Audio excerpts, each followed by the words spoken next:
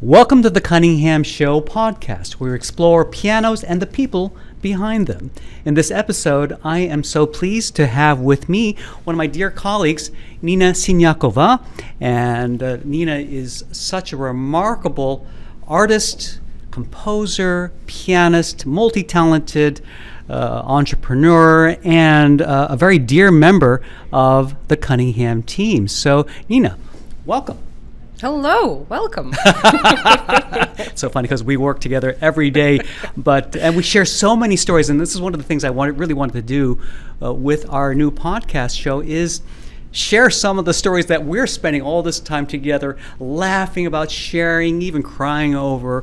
And there's just so many wonderful things that I wanted. If we were telling these great stories, why don't we just share them with everybody else? Fantastic idea. I'm in. And Nina, you are such a remarkable musician, composer. I was just alluding to some of your incredible gifts. And let's start from the beginning. Tell us a little bit about where you're from and a little bit about your earliest musical training and background.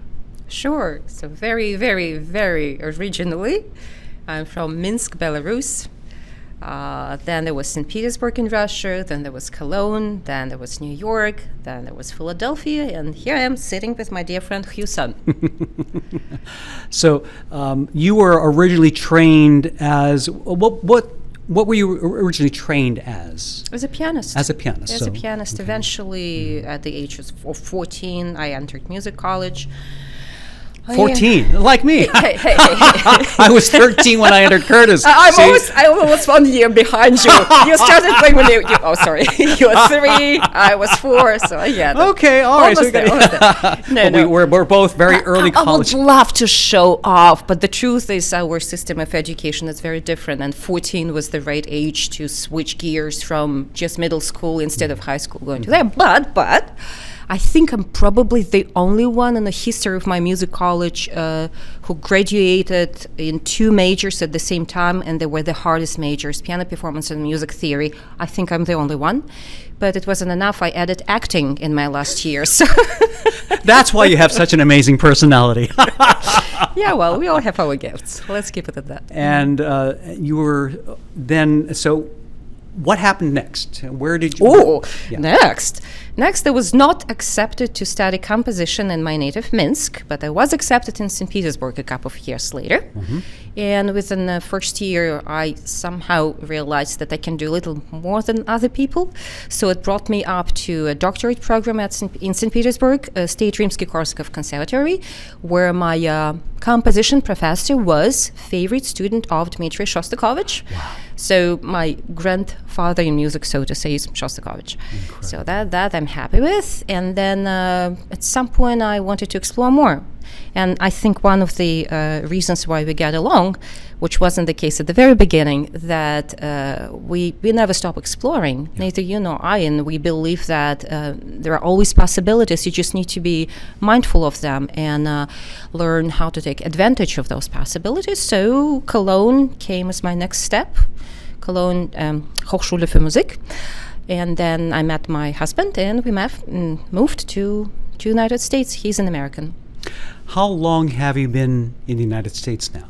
I guess it's around 17 years. 2008 we moved here. Mm-hmm. And did you come here directly to Philadelphia, or where did you first come to?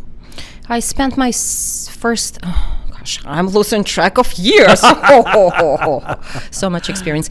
We were in Long Island, New York. We were in Queens, and one of my first jobs in New York was a job at York City Ballet.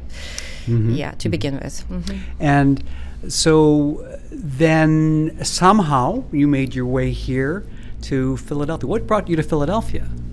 I have to give a presentation on March 2nd for a flute fair here in Westchester. It's a Pennsylvania flute fair. And the talk is how to self-promote yourself. It was my idea. But I thought maybe one of the things I should share is the list of places where I have worked at. I believe it's a brochure with 20 pages, something like that. I was hired as a company pianist at Pennsylvania Ballet. It wasn't something that worked out for both sides very well. But then looking for a job, I made a stop at the store. And what it's an interesting story, because when you came to the store, I think it was a different position than what you're actually doing right now. What was the position that was posted? Ooh. Well, let me tell you, then we are desperately looking for a job.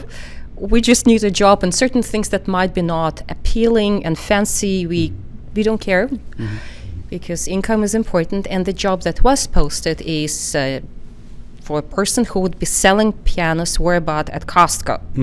I was really on my way to Costco, which is across the street.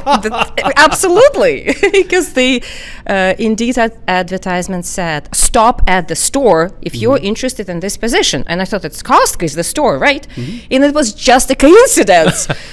We were driving by, and I told my husband, "Wait a second, I think they posted that Indeed job. Can they just stop at this Cunningham? Let's see who they are."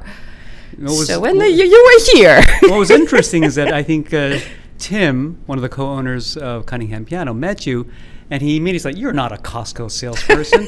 you are a dedicated salesperson that we want in the store, not in the Costco." Nothing wrong with the Costco sales. That's a very different kind of salesperson. They have long hours. They're dealing with a very kind of crowds of people that aren't necessarily looking for pianos. But here, we have a much more focused environment where we are here really to showcase the pianos, spend more time with each of the customers here. And he got you right here on the floor. Had you ever worked in this kind of environment before?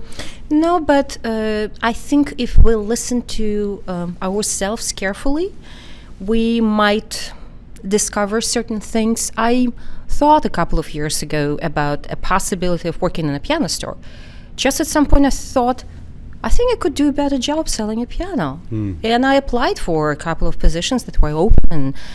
Steinway in Connecticut, I remember, and I had no idea about Cunningham, so I kept bombarding Jacobs.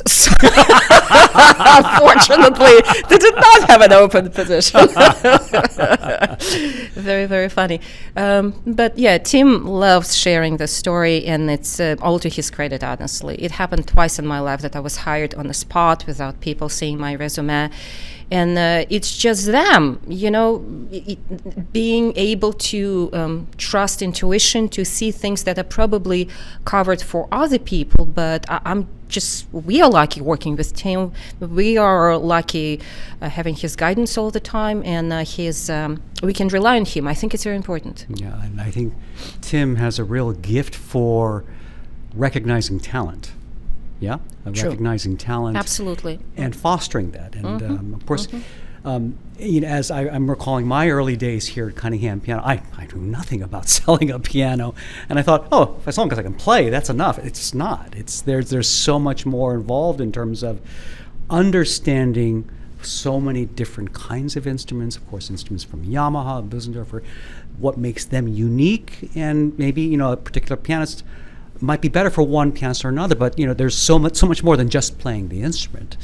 I want to kind of segue just a little bit, because here you are actually our artist in residence at Cunningham Piano, and as artist in residence, you've had actually some interesting opportunities. I don't know if this is partly because of what you're able to do here at Cunningham Piano, but I know your compositional activity has just exploded, particularly in the last couple of years. True. Let's talk a little bit about you, Nina Siniakova, the composer. Tell us a little bit about your compositional journey. Well, indeed, I started composing when I was 6, and technically I've been writing all my life, just like you've been playing all your life. This is what it comes to. And I was thinking, very funny, that maybe I've been married for half of my life, but I've been writing music all my life. So, just as well, these things are important. In regards to my connection with composing and being in the store, pianos inspire, good instruments inspire, people around us inspire us, our conversations inspire us. But certainly having access to this class of instruments is so exceptionally, has an exceptionally profound effect on what I want to write. I remember, good example, in 2019 was it, I was asked to write a new piece for a contemporary music festival in St. Petersburg. And it was my first year here, and maybe first 3 months or so, we had the Bösendorfer concert granted here, which I didn't know very well before that. So I discovered that lower register of Bösendorfer has a very long sustain.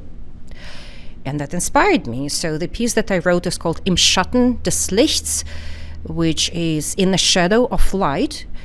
And it starts just with brevis, and there are no lines between measures. And it was the first time I did something like that, thanks to that instrument. So here's an example how working here inspires me to do something special. Of course, as a pianist, I appreciate certain qualities instruments have, and I'm glad to incorporate those qualities in the music I write. That's for sure.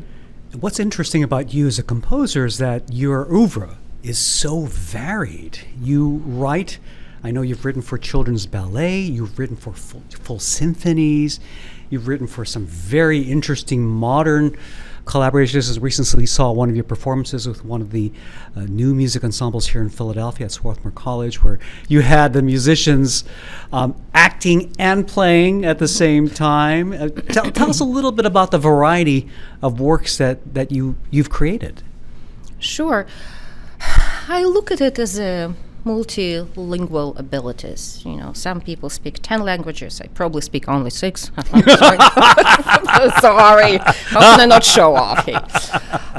Right? But no, it's much more than that. I find it useful and healthy that depending on a task, you just pull out a certain language and certain set of skills that you can use to be that use will be profitable for you and for the listeners. I guess my advantage is that I just have a gift of writing catchy melodies, and this can be given or can be not given. So I use it. I know how easy I can write this and that, and it helps me. But overall, it really reminds me, today we want to read Nietzsche, tomorrow we want to read some poetry, and maybe then we want to watch a stupid Netflix show. The same idea. You just apply to different parts of your soul, of your body, of your mind, depending on your mood, or maybe depending on a task. That's how it works. Now, Nina, you as a pianist, not only are you an accomplished classical pianist, but I have so much envy because you're also a phenomenal jazz pianist. And you've actually released a couple of albums, haven't you, of some of your jazz arrangements, too. One and second one is on the way. That's true. Thank you.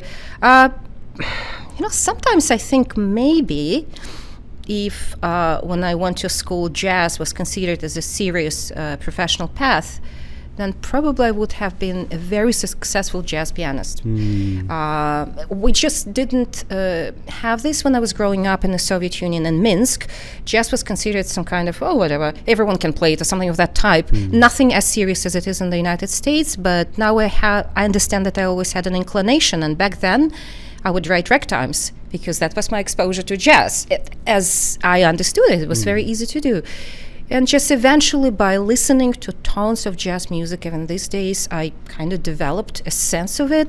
Certainly, it's not on a very professional level, but let's say I have an idea. I want to close off with just your thoughts in terms of how your experience here at Cunningham Piano. I guess 2 questions. Number one, what are the ways that you feel like, what are the things that you can offer to folks who are coming to look for a piano? What is your unique perspective or your unique approach in terms of helping folks find a piano? And if you don't mind, I'll add a second question to you is, beyond just the music, how else has this experience shaped you as a person or as an entrepreneur Very or cool. as a human being? Very cool. Yeah, I guess we're all shaped very nicely. So, certainly some interesting skills that we all pick up here, Absolutely. So my unique approach. Good question. Overall, it's very interesting. We still have a style of this store, how we present things, but because every person who works here has an absolutely unique personality, we shape those styles depending on our personalities. I guess sometimes I show more compassion than I should. Hey, East European woman, come on, what do you expect? Right?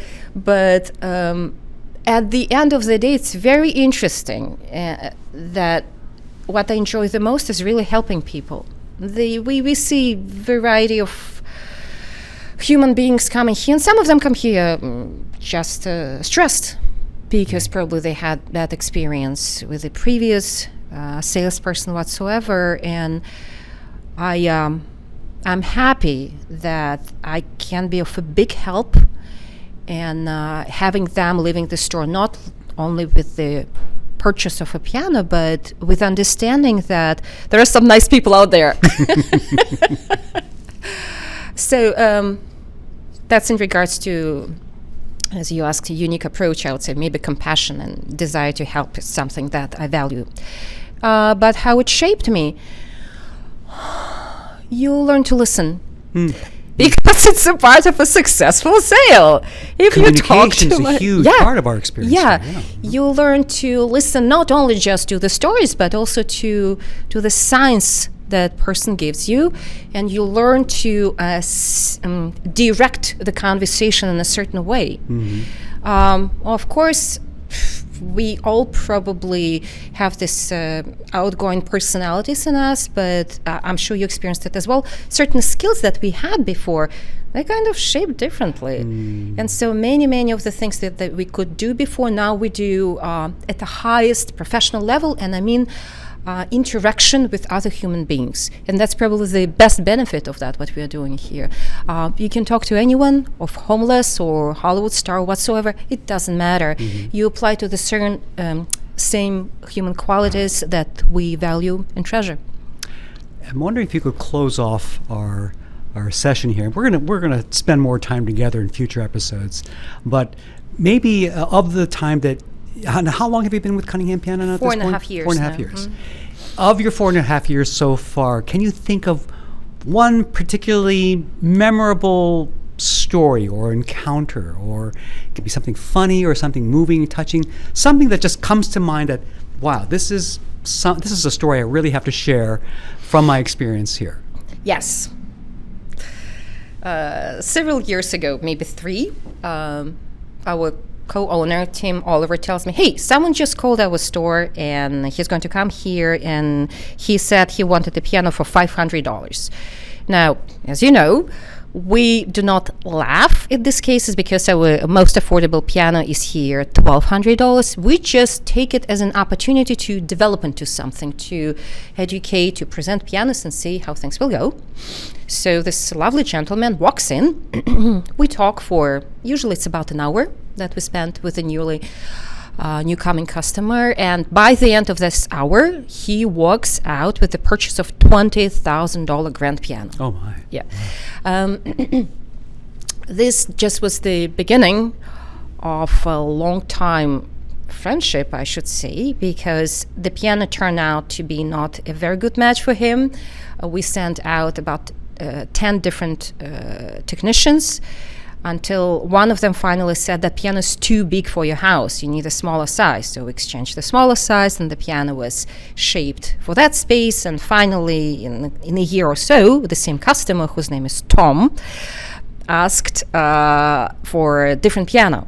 So he purchased another piano, traded in the first one. But within this couple of years of conversations on the phone, sending out technicians and helping him, we learned that that person is of a very generous heart, who has become our dear friend. Yes, of our company. Tom Petrie, who brings here lunches, who shares some drinks with us. We spend time at his house.